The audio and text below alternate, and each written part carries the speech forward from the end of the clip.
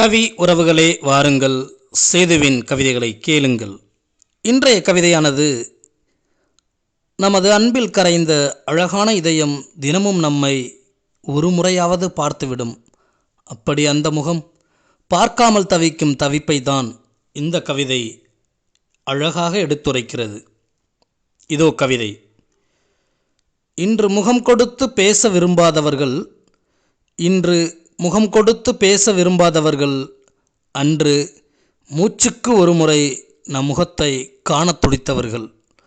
இன்று முகம் கொடுத்து பேச விரும்பாதவர்கள், அன்று மூச்சுக்கு ஒரு முறை நம் முகத்தை காண துடித்தவர்கள். அன்பின் இதயமாய். நன்றி, கவிஞர் செல்வ சேதுராமன்.